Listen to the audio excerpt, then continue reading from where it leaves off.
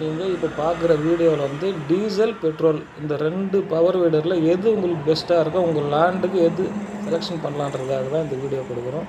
அதுக்கு முன்னாடி இந்த சேனலில் நீங்கள் சப்ஸ்கிரைப் பண்ணிக்கோங்க. பார்த்துன்னு இருக்கிறது diesel power வீடர்.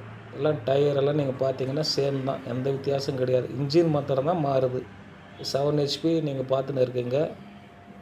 Diesel power வீடர், blade எல்லாமே சேம் தான். இதுக்கும் அதுக்கும் பெரிய வித்தியாசம்லாம் கிடையாது. ரெண்டும் இன்ஜின் மட்டும் மாறும், ரேட்டு கூடுதலாக வரும். டீசல் வந்து 10,000 ரூபா கூடுதலாக வரும் பெட்ரோல் வீடரை விட. நீங்கள் பெட்ரோலெல்லாம் இழுக்கிறது ரொம்ப ஈஸியாக இருக்கும். ரீகால் ஸ்டார்ட்டுங்க பாருங்கள், டீசல் வந்து கொஞ்சம் இழுக்கும்போது கடினமாக இருக்கும். அதுக்கு இந்த லிவர் ப்ரெஸ் பண்ணிவிட்டு இழுக்கணும். இது வயதானவங்க நீங்கள் பவர் வீடர் யூஸ் பண்ணுறதால கண்டிப்பாக நீங்கள் டீசல் செலக்ட் பண்ணாதீங்க. ஏன்னா கொஞ்சம் உங்களுக்கு அப்படியே வாங்கணும்னு முடிவு பண்ணிங்கன்னா நீங்கள் செல்ஃப் ஸ்டார்ட் எடுத்துக்கினா பெஸ்ட்டு. இதுக்கு அங்கே பாருங்கள், செல்ஃப் மோட்டர் இடம் அதுதான். செல்ஃப் மோட்டரு, பேட்டரியெல்லாம் செட் பண்ணி கொடுக்கணும். அது கூடுதலாக ஒரு 12,000 உங்களுக்கு செலவாகும். பெட்ரோல் எல்லாம் உங்களுக்கு ரொம்ப ஈஸி ஸ்டார்டிங் பண்ணுறது. ஈஸியாக சோக் லிவர் போட்டு ஸ்டார்ட் பண்ணிக்கலாம்.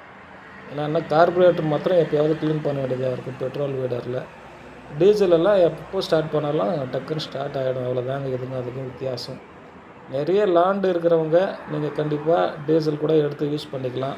கொஞ்சம் நேரம் இருக்கிறீங்கன்னா உங்களுக்கு பணமும் குறைவாக வரும். அதே சமயம் உங்களுக்கு ஸ்டார்ட் பண்ணுறதும் ரொம்ப ஈஸியாக இருக்கும். இவ்வளோதான் விஷயம். ஓகே, அடுத்த வீடியோவில் பார்க்கலாம். அது பாருங்கள், இதெல்லாம் வந்து ஸ்பேர் பார்ட்ஸ் எல்லாமே சேம் தான். பெட்ரோலுக்கும் டீசலுக்கும் வர அட்டாச்மெண்ட்ஸ் எல்லாமே சேம் தான். நன்றிங்க.